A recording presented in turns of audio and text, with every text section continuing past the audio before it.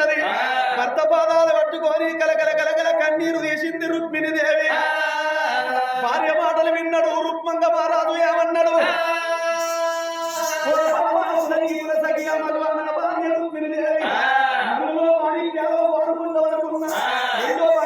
కోరుకుంటామనుకున్నా అగో కొడుకు తోడ బిడ్డలు లేరా అని నువ్వు బాధపడుతున్నావు. ఆరువిల్లలంటే నాకు ఇష్టమే, ఆరువిల్లలంటే నీకు ఇష్టమే. ఆనాడే భగవంతుణ్ణి కోరుకున్న మనకు బిడ్డలు కావన్నా అని. అని భగవంతుడు ఏమెచ్చి మనకు ఒక్క కొడుకును అడిగట్టిండు. 5 ఏళ్ల ఎడబాటులో మనకు సంతానం లేదు. ఇంకా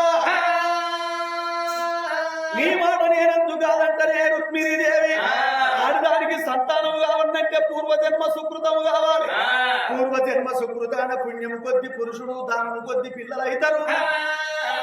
అదృష్టము కొద్ది అన్నదమ్ములు దక్కుతారు ఆడపిల్లలకు.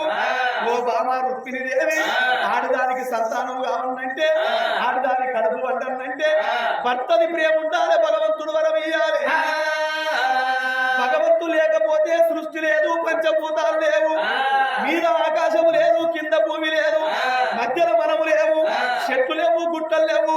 భగవంతుడు ఉంటేనే అన్ని ప్రపంచం మీద అన్ని ఆగుతున్నాయి పంచభూతాలు. ఈ మానవ మనుగడకు భగవంతుడే సాక్ష్యము, మానవ మనుగడకు భగవంతుడే ఆధారము. బండ కింది కప్పకు పాలనా కత్తకు మంచి ముతకాలు పోసేటి మహానుభావుడు ఆ పోలా శంకరుడు లేకపోతే ఈ సృష్టి లేదు, బ్రహ్మ లేకపోతే ఈ రూపము లేదు. ఆగో అటువంటి కనుక దుష్ట శిక్షణ శిష్ట రక్షణ కొరకు అక్కడ విష్ణునారాయణమూర్తి ఉన్నాడు. బ్రహ్మ విష్ణు మహేశ్వరుడు త్రిమూర్తులు వాళ్ళు. బ్రహ్మ విష్ణు మహేశ్వరుడు త్రిమూర్తులుంటేనే ఈ లోకం ఆగుతున్నది. ఇంటి ముందర పందిరెత్తే 4 గుంజలు కావాలి, గుంజలుంటేనే పందిరి ఆగుతుంది. మరి అంతటి ఆకాశానికి ఎన్ని గుంజలు ఉన్నాయి? ఆకాశం అక్కడ ఎందుకు ఆగుతుంది? భూమి మీద మనం ఎందుకున్నాము? అదంతా భగవంతుడు లీల కాదా? భగవంతుడు సృజన కాదా? భగవంతుడు సృష్టి కాదా?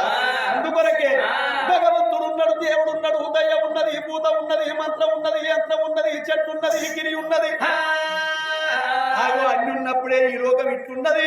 అందుకొరకే బామ ఆడదానికి సంతానం కావాలంటే భగవంతుడు వరమయ్యాల భర్తని ప్రేమ ఉండాలి. నా ప్రేమ నీకున్నది, నీ ప్రేమ నాకున్నది. 7